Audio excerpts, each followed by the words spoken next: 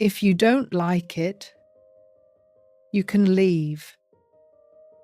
Those words came out of my son's mouth like nothing, like someone commenting on the weather, as if he hadn't just plunged a knife into my chest. And the worst part wasn't the words. The worst part was that my daughter-in-law, Chloe, smiled as she tucked the bills from my social security check into her purse. My social security, my money, my house. My name is Patricia Wells. I am 51 years old, and what I am about to tell you is the story of how my own son threw me out of my home without knowing that the house was never truly his. It all started 6 months earlier, on a Sunday in October. Jason arrived with 2 large suitcases and a woman wearing stilettos inside the house. Chloe, 28 years old, red nails, perfect smile. Mom, it's temporary, my son told me while dropping the suitcases in the living room. Just a couple of months while we save up for our own place. I opened the door.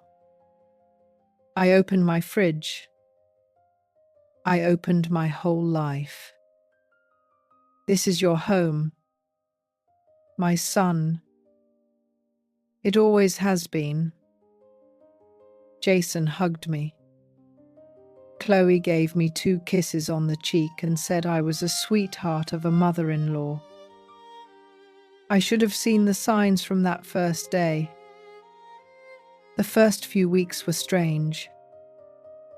Chloe rearranged my furniture to make it look more modern. She put my wedding photo away in a box because the frame was too old. She tossed my floral curtains because nobody uses those anymore. Mother-in-law. I kept quiet. You don't want trouble in your own house. Jason worked late. Or so he said. And I was left alone with her in the afternoons. Chloe would watch television in the living room with her feet on my coffee table, eating from my dishes without washing them afterwards. Mother-in-law. Can you grab me a glass of water? She would ask without taking her eyes off the screen. And I would go because she was my daughter-in-law. Because she was my son's wife. But something inside me started to clench up like a knot. One day, I found my memory box open. The letters my mother wrote to me before she died were scattered over my bed. Oh, mother-in-law, I'm sorry, Chloe said when I confronted her. I was looking for a place to keep my shoes, and I thought that box was empty. Empty? 30 years of memories empty. The months passed and the house stopped smelling like cinnamon and gingerbread. Now it smelled of expensive perfume and something darker, of stripping, of silent invasion. I kept cooking, cleaning, paying the electricity, the water, the gas. Jason no longer asked me how I was. Chloe no longer pretended to be courteous. And then came that Tuesday in April that I will never forget. I had gone to the bank that morning. I needed to withdraw money for my blood pressure medication. But when I tried to use my card, the ATM told me there were insufficient funds. There must be a mistake, I said. There was no mistake. I came home with my stomach tied up in a knot. I opened the door, and there was Chloe, sitting at the dining table with a wad of bills on the table and my debit card in her hand. My entire Social Security check withdrawn without asking me. "Chloe," I said, and my voice came out calmer than I felt. "What did you do?" She didn't even flinch. "I took out this month's money." "Mother-in-law, we need to talk." Jason appeared from the kitchen with a beer in his hand.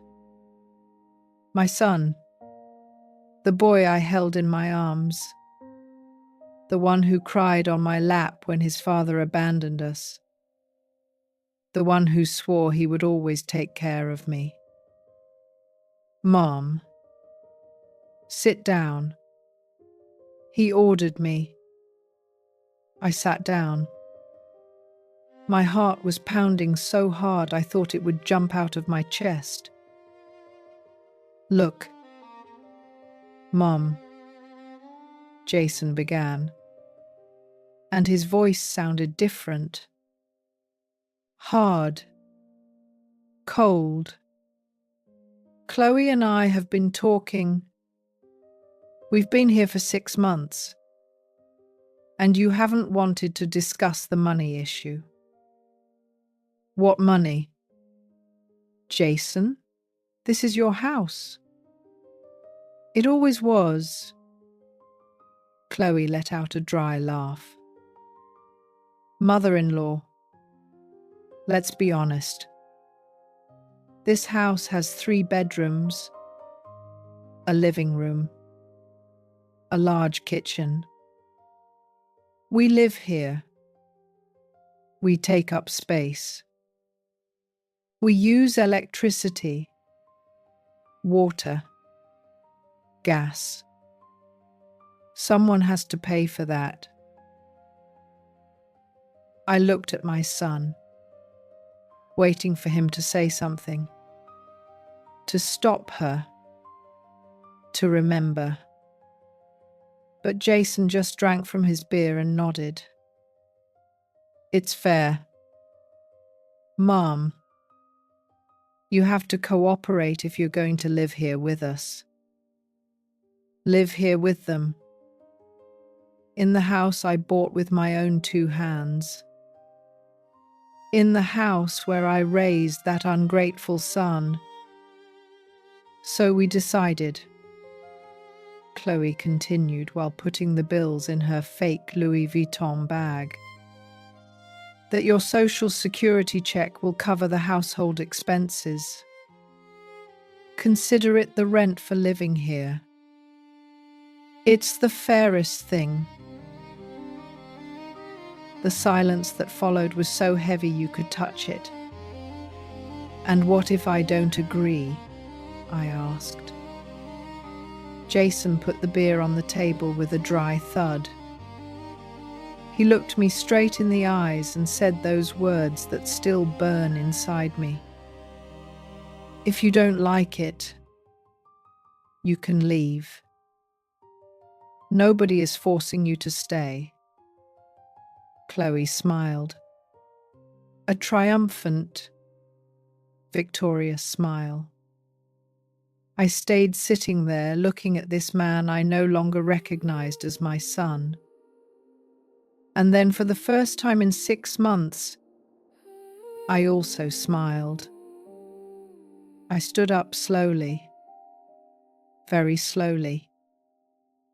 I walked to my bedroom without saying a single word. I heard them laughing in the living room. "You finally put a stop to her," Chloe said. "It was necessary," Jason replied. "It was time she understood how things are."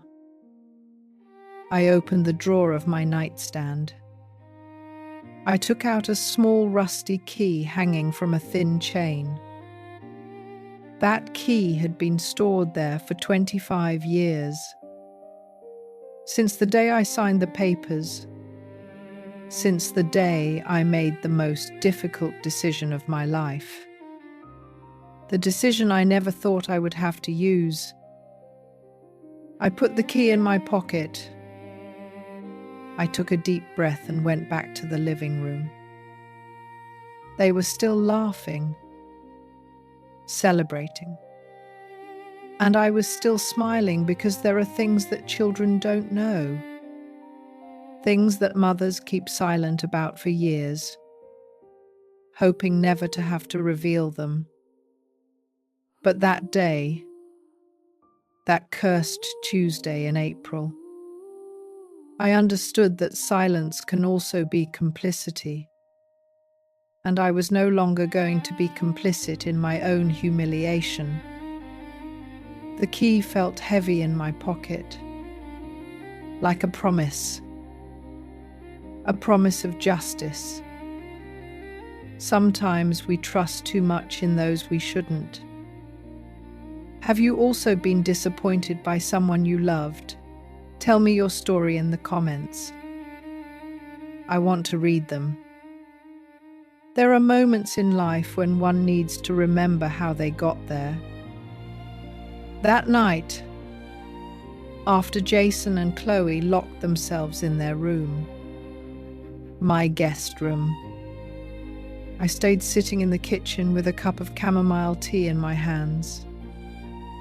The key was still in my pocket, burning like a live coal. But before I tell you what I did, I need you to understand who I was. Who Patricia was before she became the bothersome mother-in-law. Before she was the mother who was in the way. Because there was a time when this house smelled different. I was 23 years old when I met David. He worked at his father's hardware store and I sold baked goods at the local market. It was 1997 and the world seemed simpler then. David had big hands and an easy laugh. He won me over with sweet words and promises of a home of our own. You'll see.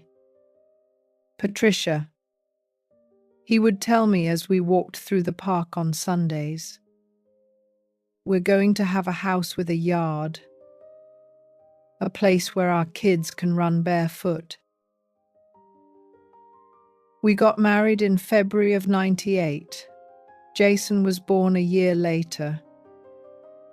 At first, we lived in a small apartment near the bus station.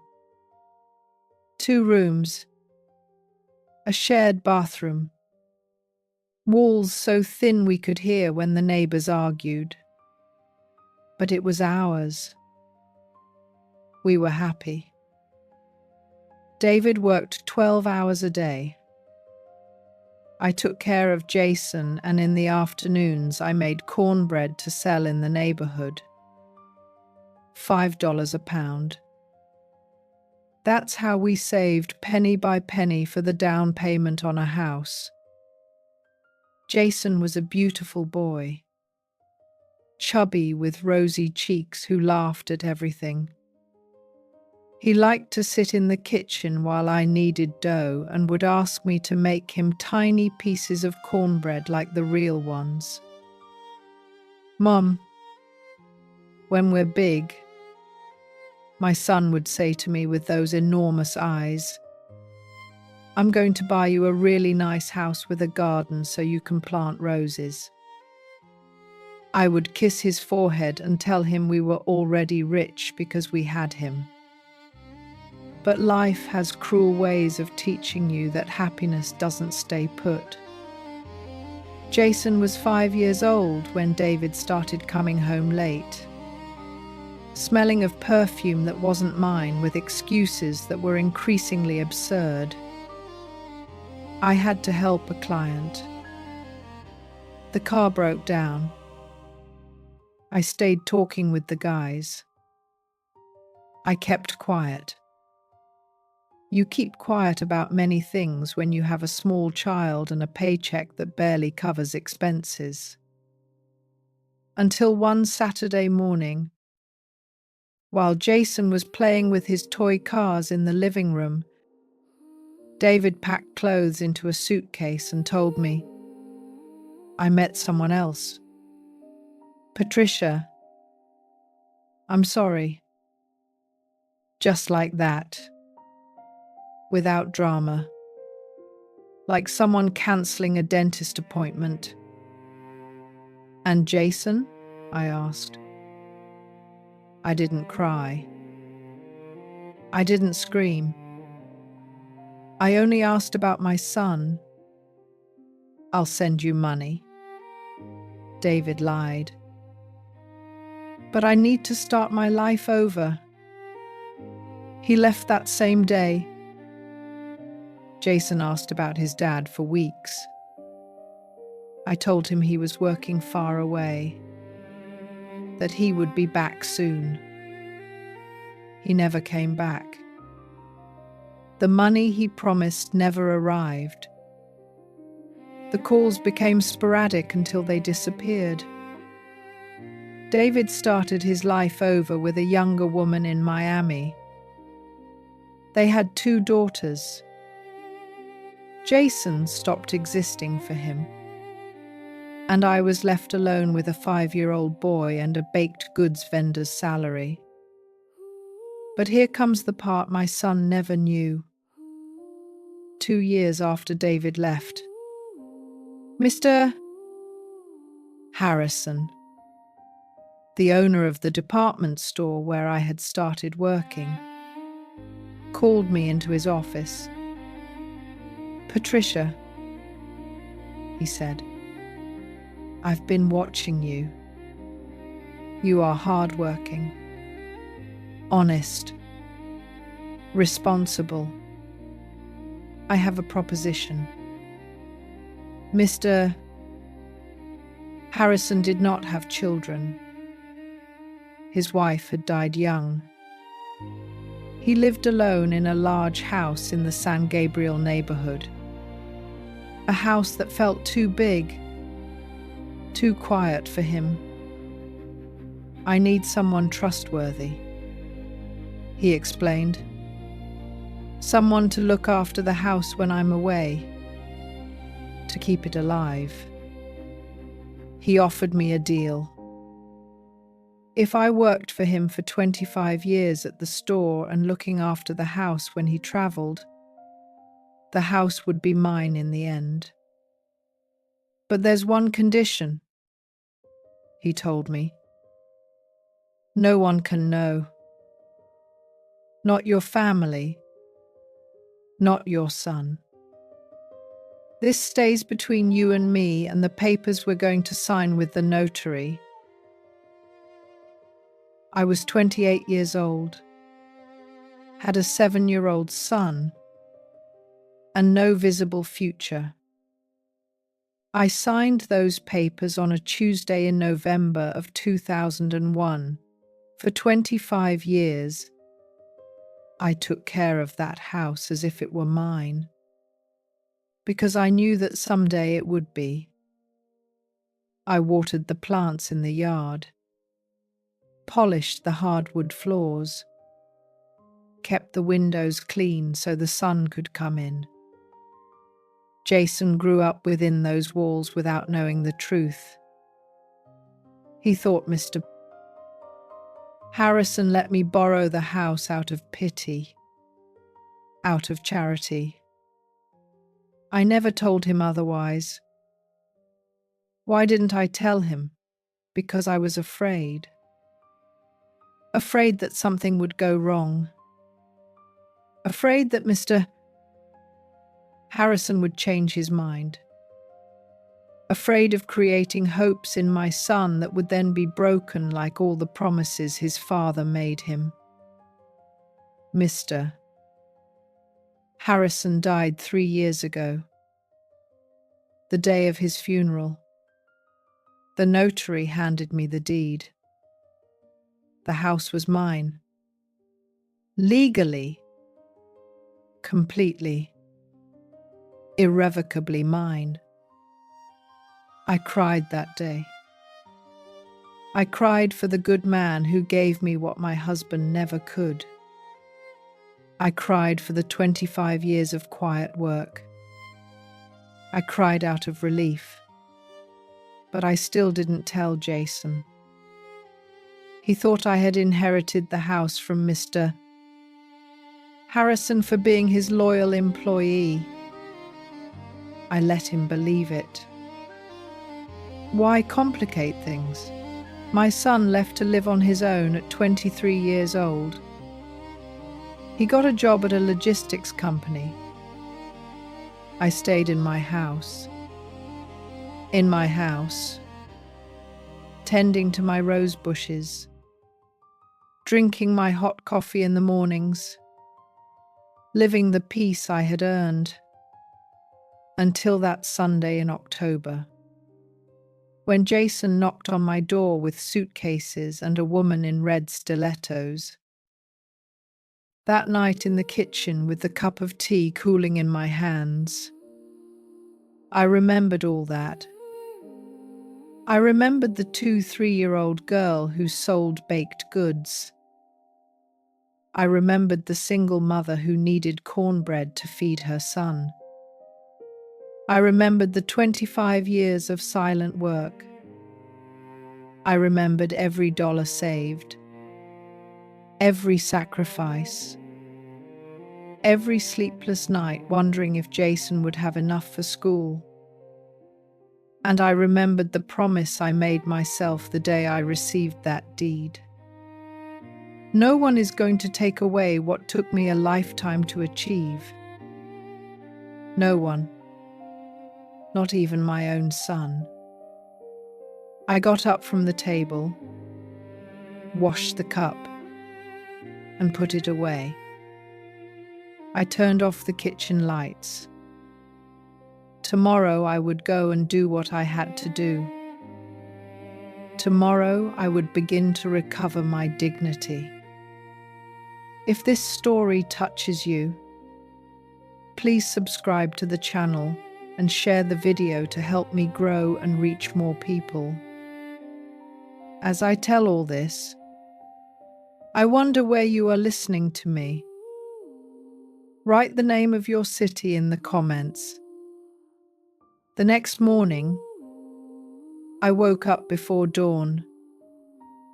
There are certain pains that don't let you sleep, that keep you awake while you stare at the ceiling and wonder at what point everything went wrong.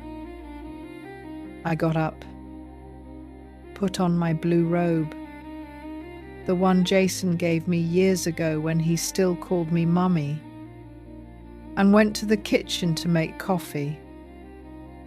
The house was silent, a different silence than before.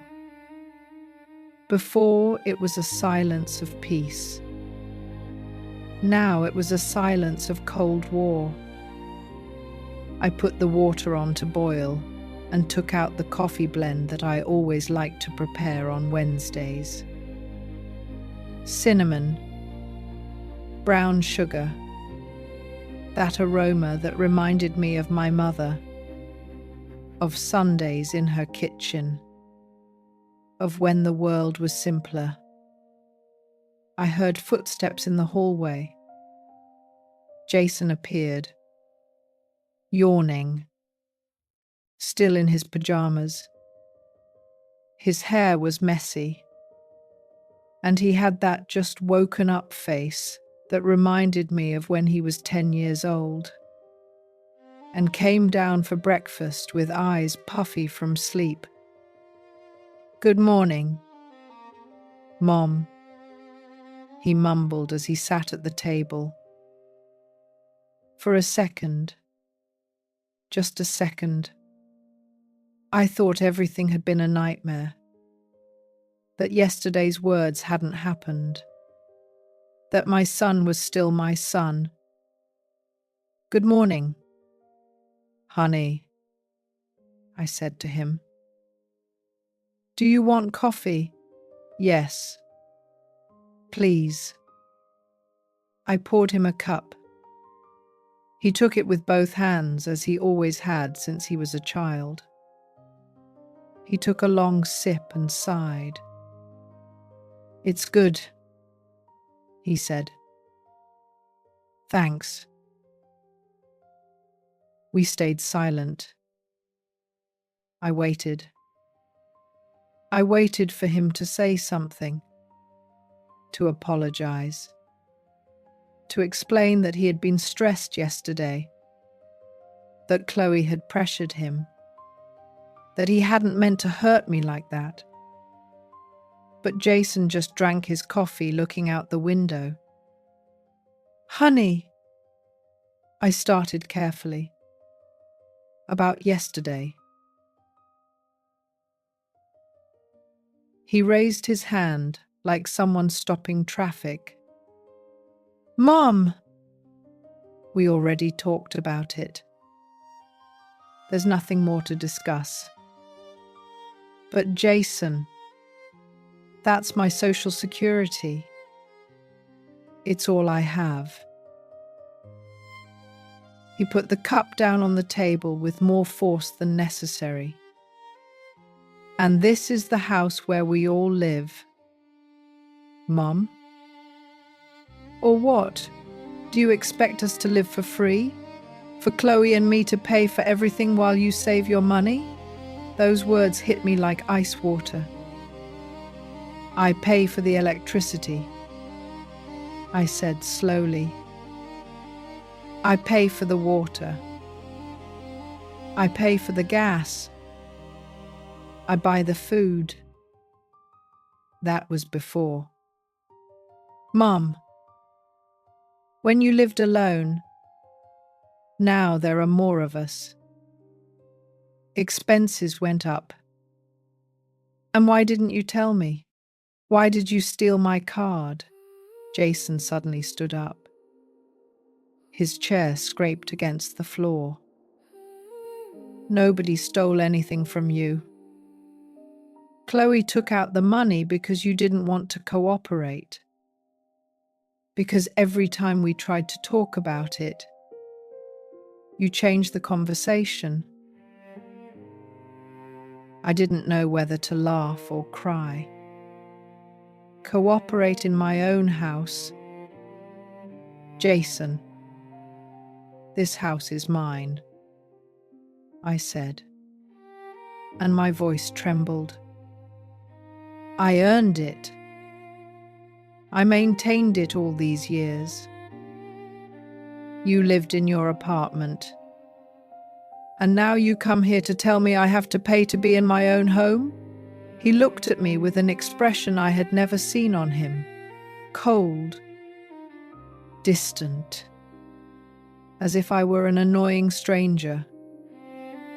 "Mom, Mr. Harrison lent you the house. It was charity. It's not like you bought it yourself."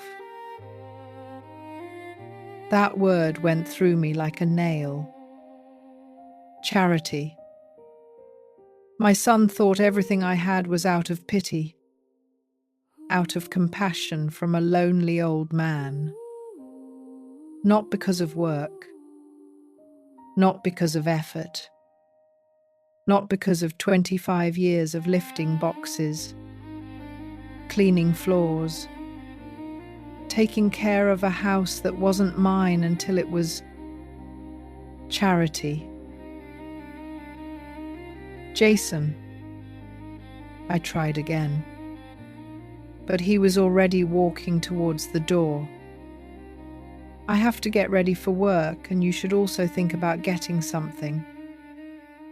You're not that old anymore to stay home all day." He left. I stayed standing there in the kitchen with the coffee maker still hot and my heart in pieces. When exactly had my son turned into that? I tried to remember. I searched my memory for some moment, some sign that would tell me when he started to change. And then I saw it. Chloe, Ever since she arrived, Jason started seeing me differently. Before, he called me 3 times a week just to say hello. He came for lunch on Sundays and helped me with the yard. He asked about my medication, my blood pressure, if I needed anything. But after Chloe, the calls spaced out. Visits became obligations. Conversations became awkward. I remembered one afternoon, 2 months after they moved in, when I heard voices in the bedroom. I was walking down the hall with the clean laundry when I heard her. "Jason, your mother treats you like you're still a child. You're 32 years old. It's time you set boundaries." That's just how she is. Chloe. She's always been overprotective. Not overprotective. Controlling. Don't you see? She makes you feel guilty for everything. Oh, honey, don't worry about me. Oh, honey, I'll take care of it. She is manipulating you. I kept going that day. I didn't want to hear more. I thought they were just couple things. Normal friction. But it wasn't friction. It was poison. Drop by drop. Word by word. Chloe had been poisoning him against me for months. I drank my cold coffee in one gulp. It no longer tasted like cinnamon. It tasted like ash. I went to my room and opened the drawer where I kept the key again. I took it out. I held it in my hand like someone holding a weapon because that's what it was. A weapon. The last defense of a mother who was losing her son. But it wasn't time yet. I still had a small hope that Jason would react. That he would see what was happening. That he would remember who I was. Who I had always been to him. I put the key away again. I would wait a little longer. Just a little longer. That afternoon, when I returned from the grocery store with the bags of groceries, paid for with the little cash I had left after Chloe emptied my account, I found the living room reorganized. My new curtains, the ones I had just hung last week, were thrown on the couch. Chloe was measuring the window with a tape measure.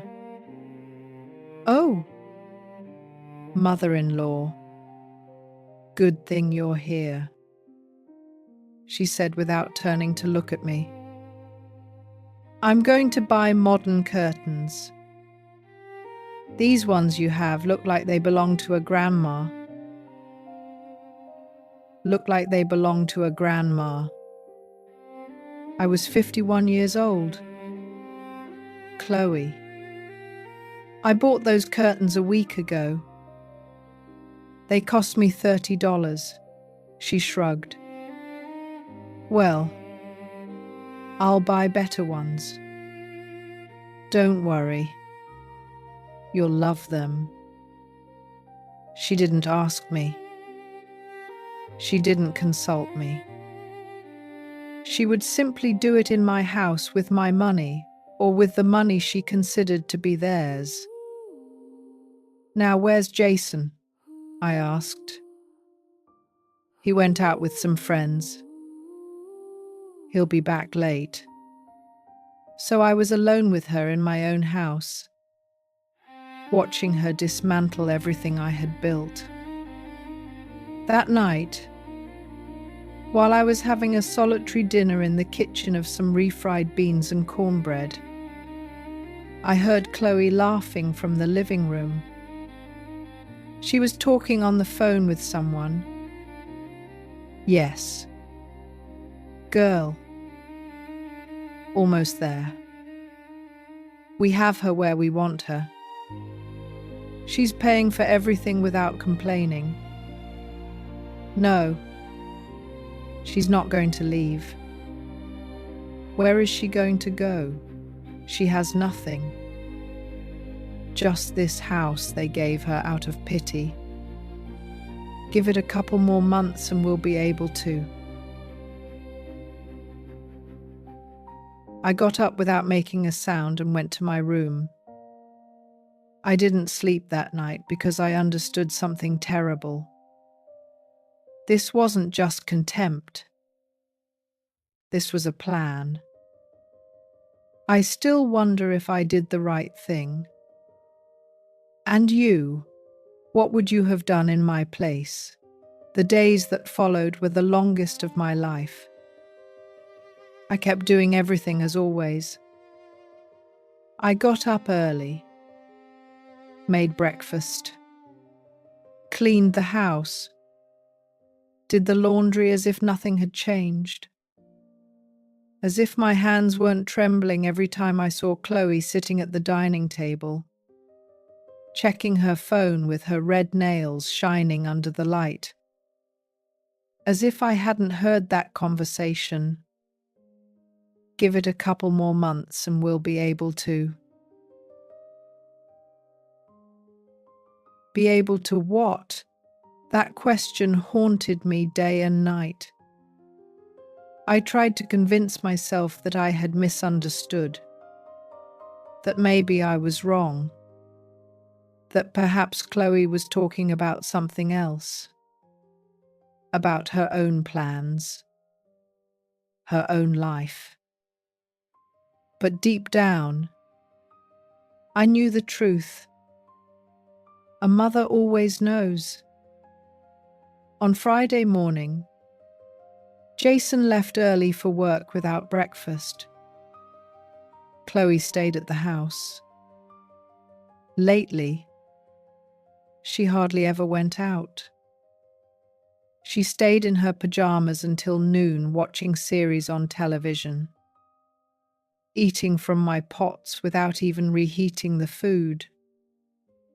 I was in the yard watering my rose bushes when she came out. Mother-in-law, I need to talk to you.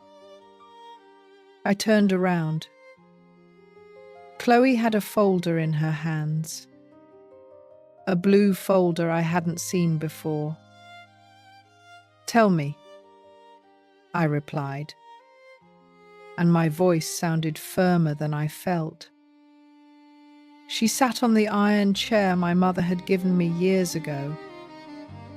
She crossed her legs and opened the folder with calculated movements. Look, I've been doing the math, she began. And the situation is not sustainable.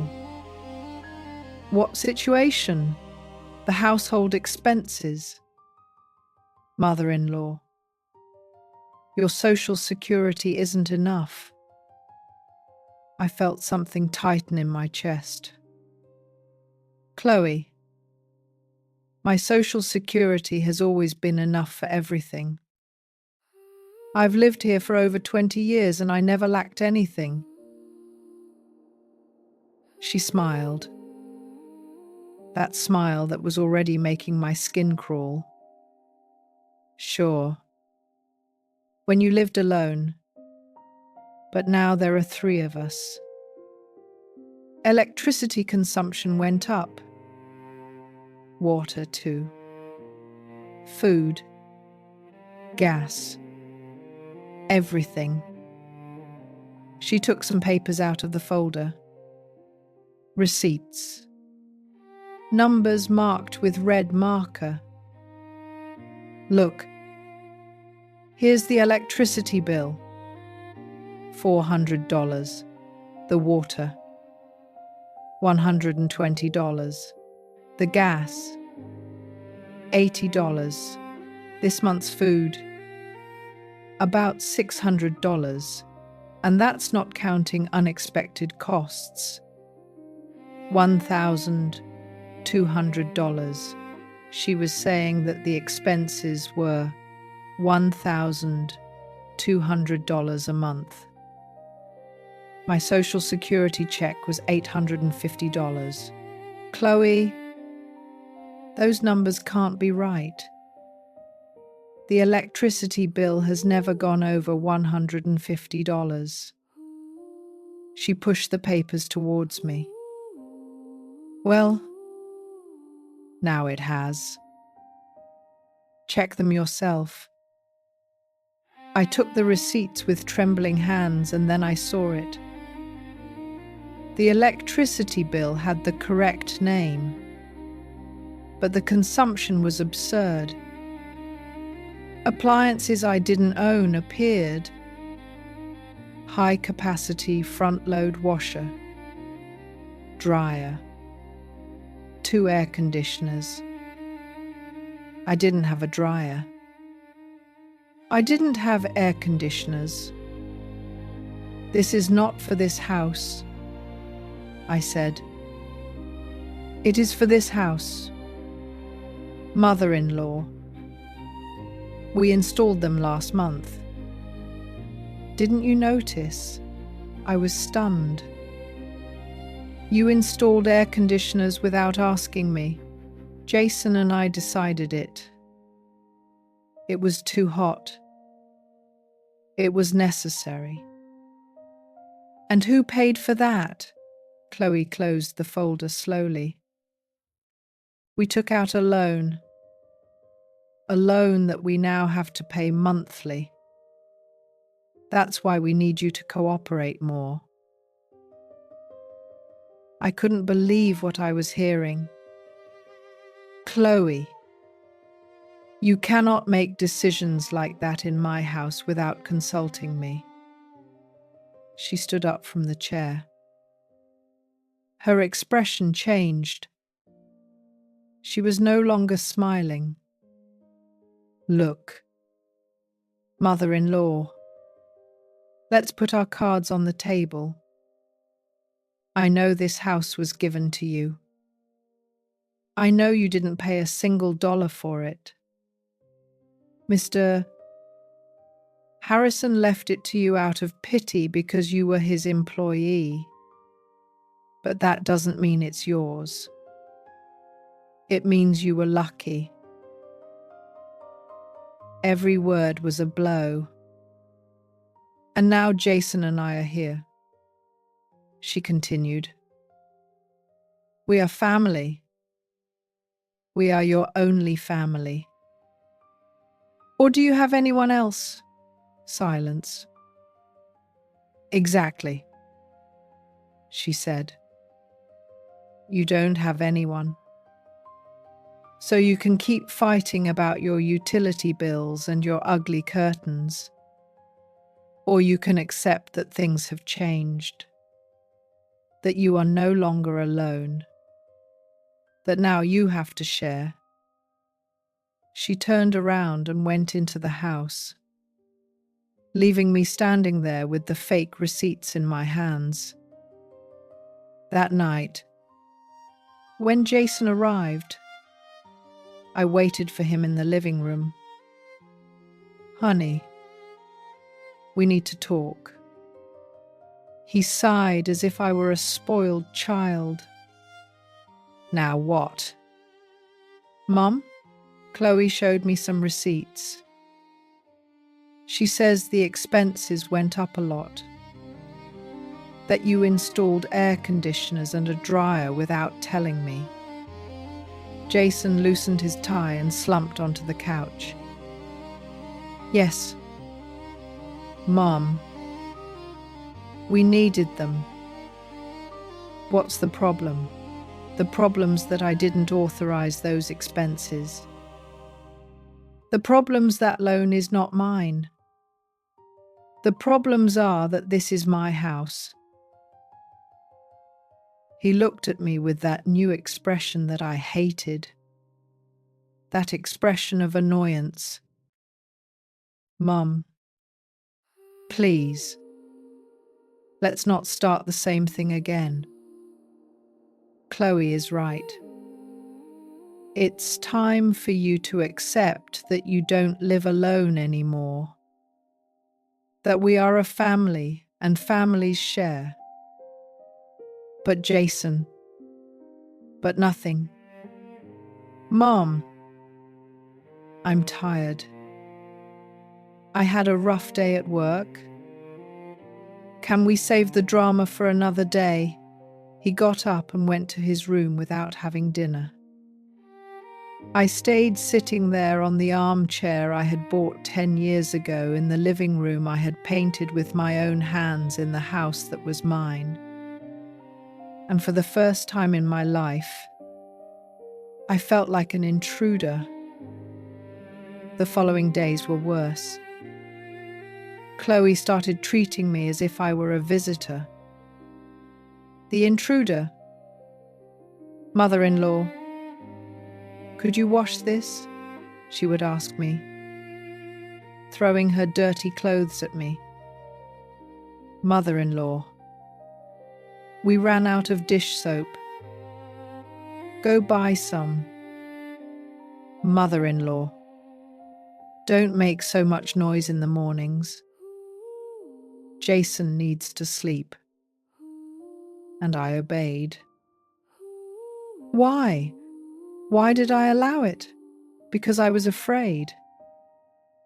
Afraid of losing my son forever. Afraid of being completely alone. Afraid that if I confronted them too hard, they would leave and I would never see Jason again. So I kept quiet, lowered my head, did what they asked. I became the maid in my own house. One afternoon, while cleaning the bathroom they used and never cleaned, I found a shoebox under the sink. I opened it. Inside were papers. Lots of papers. Credit applications. All in my name. Credit cards. 3 all in my name. And a notary document with my signature. But I hadn't signed anything. I sat on the cold bathroom floor, my hands trembling. The signature was good. Very good. But it wasn't mine. They had forged it. I heard footsteps in the hallway. I quickly put everything back in the box and put it back under the sink. I left the bathroom as if nothing had happened. Chloe was in the hallway looking at me. What were you doing in there for so long? Mother-in-law? Cleaning, I said. It was very dirty. She looked at me intently for one long, eternal second. Then she smiled. Thanks, mother-in-law. You're a sweetheart. I couldn't close my eyes that night because now I knew everything. They didn't just want my social security. They wanted my house and they were willing to steal it. As I tell all this, I wonder where you are listening to me. Write the name of your city in the comments. The following days were a silent nightmare. I walked through my own house like a thief, afraid to make noise, afraid to look too closely, afraid that Chloe would notice that I knew. Because now I knew they had forged my signature. I knew they had opened lines of credit in my name. I knew that all this was a carefully designed plan to take away the only thing I had. But I needed more proof. I needed to understand how deep the deception went.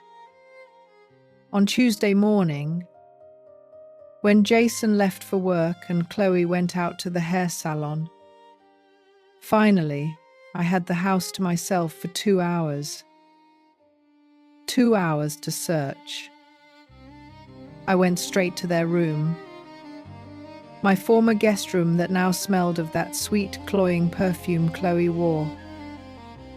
The walls I had painted pale yellow were now covered with pictures of the two of them, as if this house were theirs, as if I were the one who didn't belong.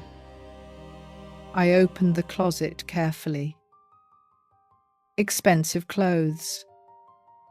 Too expensive for what Jason earned. Designer shoes.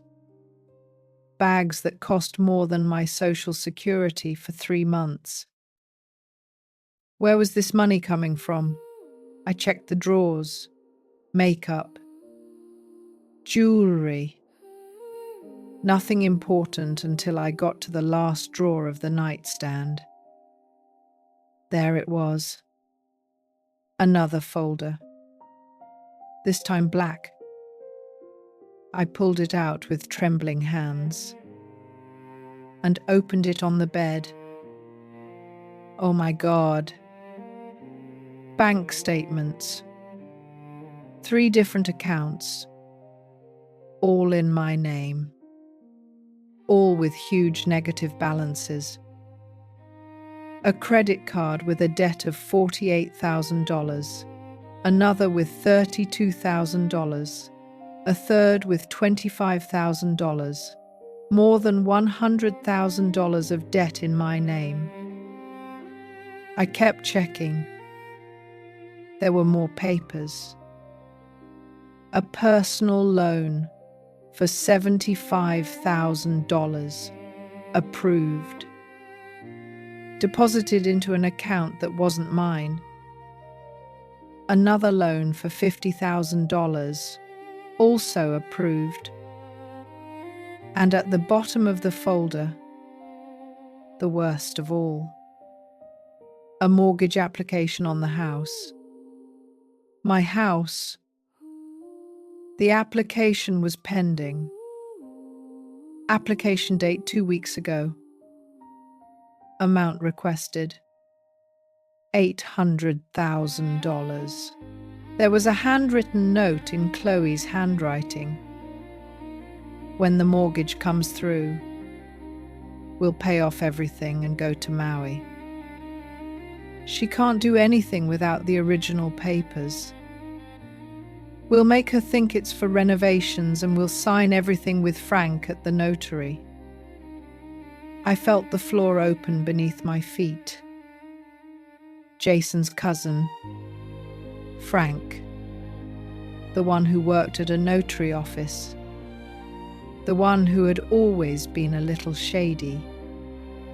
According to my sister, they were going to use contacts to forge documents, to mortgage my house, to take out the money, to leave and stick me with the debts, with the mortgage, with nothing. I sat down on the bed because my legs wouldn't hold me up anymore. How long had they been planning this? Since when? Since before they knocked on my door that Sunday in October. I heard a car outside. My heart skipped a beat. I quickly put everything back in the folder. I put it in the drawer exactly as it was. I closed the nightstand. I left the room. I reached the kitchen just as the front door opened. It was Chloe. She came in carrying bags from an expensive department store. More clothes. More shoes. More things bought with money that wasn't hers. With my money, with my credit, with my name. Oh, mother-in-law, good thing you're here, she said, dropping the bags on the sofa. I need you to do me a favor. I looked at her without saying anything, trying to control my breathing, trying not to scream everything I had just discovered. I have to go to a notary tomorrow to sign some papers. It's a procedure for Jason's work. I need you to come with me as a witness. There it was. The moment they had been preparing. They were going to take me to sign the mortgage right in front of me, making me believe it was a work procedure. What kind of papers? I asked, and my voice came out calmer than I expected. Oh, I don't know exactly. Something about taxes. You know how those things are. Just boring paperwork. But they need a family member to be present. A lie. Everything was a lie. What time? I asked. At 11, 0 inches the morning. At the notary office on Main Street. Number 33, Jason's cousin's notary office. All right, I said. I'll be there. Chloe smiled.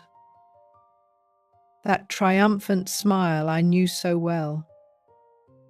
Thanks, mother-in-law. I knew we could count on you. You're the best. We.